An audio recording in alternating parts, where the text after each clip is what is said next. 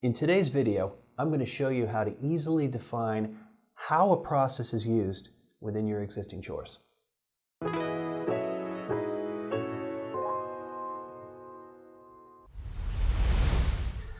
So sometimes I go into an environment and I know that I want to edit or remove a process, but I don't know what chores will be impacted by this exercise. So I can manually look at each chore to determine if it'll be impacted, but PAW offers an easier way. If I right-click on a process, I'm going to choose the process called Admin Save Data. If I right-click on this process, I can select an option to show all the chores where this process is included. This is called Display Chores Involved. Okay. When I click on that option, I then see a pop-up which shows me every chore where this process is used. And from here, I have a few options.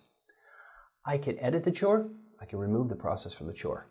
So if I choose the option to remove the process from the chore, I could select a chore, I could select Remove Process from the selected chore, and then I click on OK. Before it removes it, I'll get a Are you sure? I'll get a pop-up that says, are you sure you want to remove the process from the chore? For now, I'm not going to remove it, so I'm just going to click on Cancel. I also have the option to say, maybe I just want to edit the chore. So I can click on Edit the Chore while still having at least one chore selected from up above. When I click on OK, I'll be brought into the Chore Developer screen where I can then perform all the standard steps associated with defining and scheduling a chore. This approach makes it easy for me to easily determine how changes to my process will flow through to all my existing chores.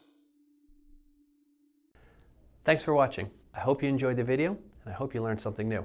If you want to learn more, please subscribe to our YouTube channel and don't forget to visit us at revelwood.com.